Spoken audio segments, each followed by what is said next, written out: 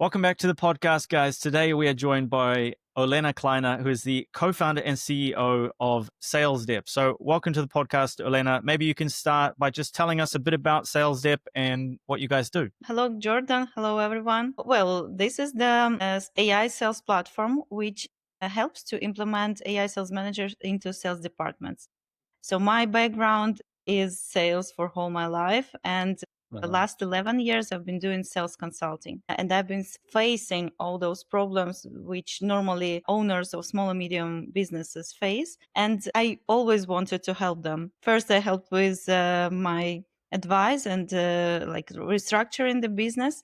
But then I was waiting for technology to be better and better and to be able to help people in many ways. And now you can qualify leads, you can schedule meetings just automatically and spend time more to communicate with your clients where you come prepared because about this client more and you can close more deals. Okay, nice. And so tell us a little bit about how the AI works. And you don't need to reveal any secret sauce, but is it reviewing calls? Is it doing research on the prospect before the call? Or what does that look like? Yeah, so it works with inbound leads and it answers their questions. It asks the questions about the needs of this client. And also, we have some special opportunity to work with the sleeping database, customer base. So you can take your thousands of leads with whom you interacted many years before maybe and send them some messages,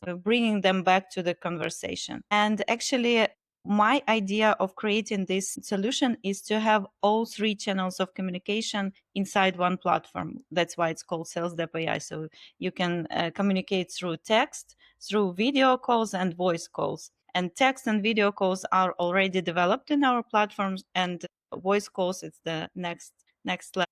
Okay, very cool. And so building Salesdep, what do you think have been some of the biggest challenges you've faced thus far up until now? Well, the biggest challenge is that this niche is very competitive. Even in our list, we have more than 60 competitors which are trying to do more or less the same. But the most important part in this thing is not the technical part, because technical part will go anyways that far. But the main thing is that people who build this should understand the business part and the sales part, consulting parts. I think in this case we have some unfair competitive advantage. But anyways, are struggling maybe one of my biggest problems the speed of development, because when you're a startup you have to be fast or someone else will bite your piece of cake. And in our case we are trying to be as fast as we can, but maybe we are not fast enough yet. But anyways, we have some ideas how we can change the solution and change the ICP, it's the ideal customer profile, to be only one on the market. Okay. Okay, that makes sense. And so you talked about how fast AI is moving and you need to ship features before somebody else comes in and takes that market share. Where are you seeing AI in the sales space going, like a year from now? If you had a crystal ball, where would you say we would be? Well, I'm sure that in 1 year we will have AI avatars or even robots meeting people everywhere, for example, in hotels, and then they will look like human. So even this year, I came to Stuttgart to a special event which is dedicated to VR and everything like that. And we had some robots and we had some big AI avatars talking to people. So it's already there. So you can already use it. And I'm sure it will go to implement in a business side more, because right now it's only the beginning. So everyone is curious about it, but not everyone is ready to use it. And also we are doubting, like people are doubting if other humans will interact with robots, open their needs and everything. But with time, I think we will get used to communicate with robots, with AI looking like people. And even having my avatar developed, being able to interact with our clients, I know how people interact with it right now. So they are Hmm. curious, they like to test it, they like to ask some different questions, even more questions than they would ask if we communicate directly. So it's interesting, and I'm happy to see this progress. Someone is scared about it, but I think it's for a good thing. Yeah, I agree. I think we need to embrace it. If we look at every technological advancement in history, those that have embraced it have been the ones that have won in the long run, and the ones that have been scared, they've always been the ones left behind or Yeah. had whole industries destroyed and lost everything. How are you guys currently going about acquiring clients then for Sales Dep? Actually, we started from my network because I've been working for many years in sales consulting. And we started with my previous clients because they trust us, knowing that we provide the quality service. And then we actually continued with participating in some startup events, talking to people.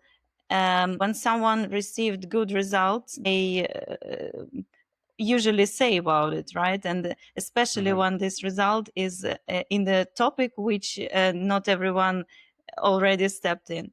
The recommendations are working good. Public speaking is really good channel because I participate as a speaker in many conferences, and after each public speaking we have some leads, and most of the times those leads are already warm, so they're ready to work, even not only communicate. We started some cold outreach, but I guess you as a marketer that this channel is a long way to get the client. But anyways, it depends on the approach, I guess. 100%.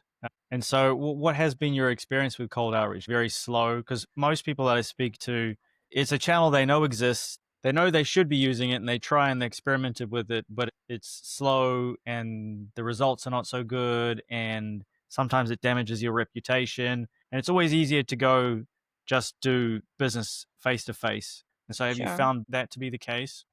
Yeah, I totally agree. Actually, communication on LinkedIn, when you are doing this manually, always works because you can Right, right, put right. not only the business side in your comments or your posts, but you can also add your human side, which is even more interesting. Cold outreach, I don't really believe in that. But, anyways, being a client of those companies who are sending us some emails, sometimes I reply because email can be short and precise, and they provide the value from the first words. So it depends on the approach, I guess. And you have to find your shortcut to your clients. I think you picked up on something really interesting there. You said like leading with value. And so that's something that I'm a big fan of. And every time I've led with value with outreach, it's done really well. Obviously, it works if you do it correctly, like we are connecting here through outreach, right? That's really good insight.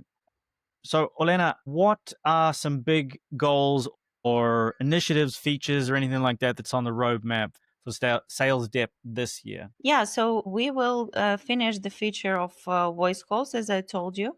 And Hmm. actually, I'm proud to say that recently we launched a special AI sales builder, which is able to create any communication flow from scratch. So you can also use templates inside our platform, but you can develop anything you want because different businesses have different approaches. You have to start with some first words, ask some needs, and then you can or schedule meeting, or you can send a file, or you can send a link, or you can, I don't know, maybe send some pictures and so on. In different cases you need to do different stuff, and finally we developed this thing and it works. So on these basics, even voice calls will be developed, even video calls will be improved, and we have so many stuff in our road map, but it's like small features which give the additional service, additional value. For example, uploading your database connections with other platforms, some implementation of I don't know, maybe even sales process improvement, it will be inside the platform. So you write down how it works like right now, and then you will receive some recommendations how you can improve it to be more effective and receive more customers. Okay, that sounds very exciting. I look forward to seeing all of those roll out. So, Olena, a question that I really like to ask founders, because I'm always surprised by the responses that I get, is like, let's say that we had a magic wand and we could wave it over a big problem right now and we could solve it like that. What would that big problem be right now for you guys? For my clients, right? From the perspective of the clients. Well, maybe you can answer both. I meant for sales dep, in terms of getting it to where you want it to be. What's the biggest thing that's holding you guys back? And then also, I guess, what is the biggest thing you see your clients struggle with? And if you could solve it just like that with sales dep, what would that be? Yeah. So I will start with the clients part. And the problem is that human managers, they do mistakes. They don't work perfectly because they just human. And if the mistakes will be reduced, if the communication will be on time, so you won't lose your clients, you won't forget to write them, you won't stop the process of communication, like sending them message in 2 days instead of 2 hours, Uh-huh. then the clients will buy more and it will help businesses to grow faster. So we are trying to solve this problem with our solution. And from my perspective as a startup founder, the idea of what would I try to eliminate, what problem would be solved for us. This is the process of development. And of course, as you're the marketer, I would say that the problem or the speed of marketing is very important. And then if you can find the instrument to say about your solution for millions of people at the same time, that would be nice. And it's not only about using the YouTube or something like that. Maybe it should be something what we don't know yet. I probably it's possible. There's lots of interesting tricks and new things surfacing every day. Cool. Yeah. So, finally, wrapping up, Elena, if you could go back to your beginning journey with Sales Dep, are there any things that you might change now that you're a little while into your journey? Would you go back and change one thing, two thing, or keep everything exactly the same? Well, Jordan, I analyze it like almost every day. And I would like to change many things, but I'm sure I couldn't do anything differently because I had that type of knowledge at this time, that type of experience. So before that, I've been doing sales, I've been doing a business for 15 years more or less, but it was the traditional business, not IT project, not the startup. And startup Uh-huh. world is totally different. So I had to spend some time to understand how it works. I'm on this journey as well, but I don't think I would be able to change anything despite maybe I would like to. So this is the very wise question and very wise thoughts, but I prefer to take things and they as they are and to spend my energy on building some plans, changes in advance in the future. Right. Well, it's an even wiser answer, so I really appreciate that. Thank Perfect, Olena. If people are listening and maybe they want to check out a sales dep and they want to maybe even connect with you and see some of the talks, or are you planning to give another public speaking engagement? Maybe you can just tell people where they can find you. You can find me on LinkedIn by my name, Olena Kleiner. You can see a lot of my news posts and some videos. And if you write me Jordan, then I would know that you come from this podcast exactly. So we can communicate about the topics we discussed. Perfect. I'll make sure to leave links in the description. But thank you very much for coming on and sharing some of your thoughts and your insights, Olena. And thank you guys Thank for you for watching. that. We will see you in the next episode. Thank you, Jordan.